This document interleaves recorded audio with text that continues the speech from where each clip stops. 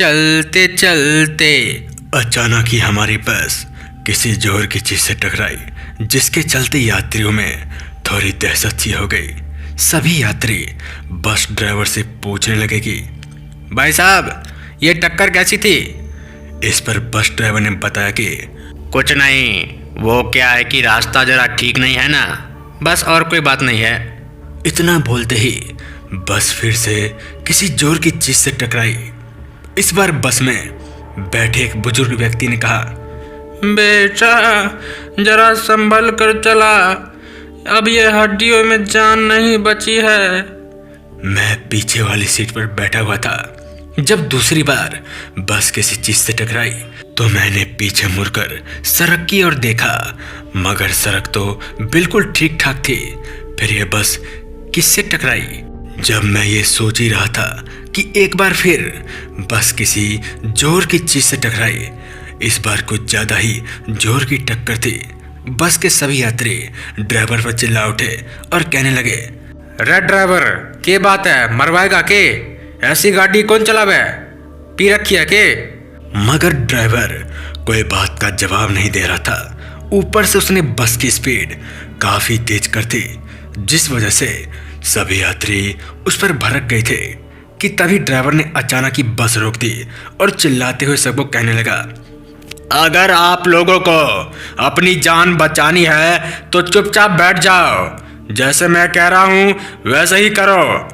आप सभी अपनी सीट पर बैठकर आंखें बंद कर लो, चाहे कुछ भी हो जाए, आंखें मत खोलना जब तक मैं ना कहूँ। यही बोलकर ड्राइवर चुपचाप अपनी आंखें बंद करके सीट पर बैठ गया। अभी यात्री हल्ला ही कर रहे थे कि अचानक से मुझे बेचैनी होने लगी, मानो जैसे कि कुछ बुरा होने वाला हो।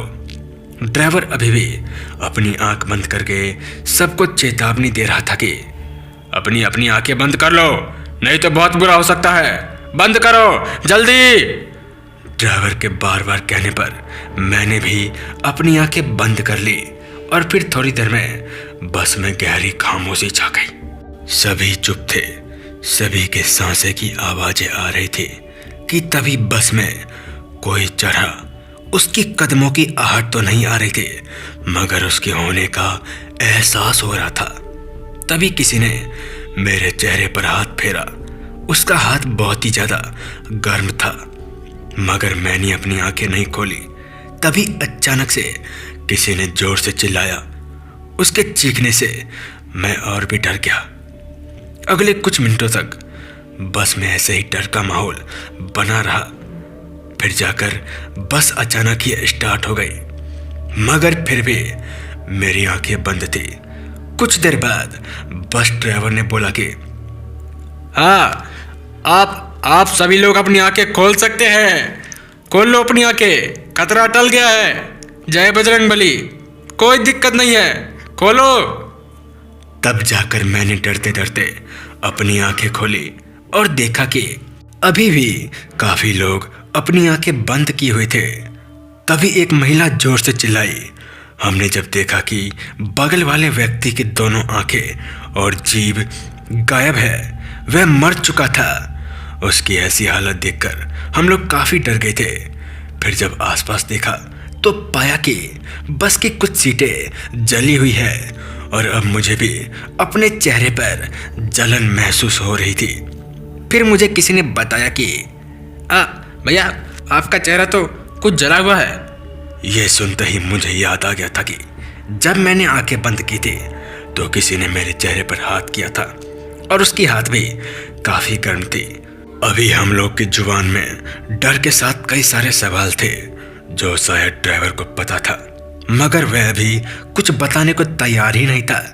फिर काफी देर बाद ड्राइवर ने एक मंदिर के सामने बस रोक दी और हम लोगों को बताया कि जिस रास्ते से हम लोग अभी आए हैं ना, वो रास्ता हॉन्टेड है।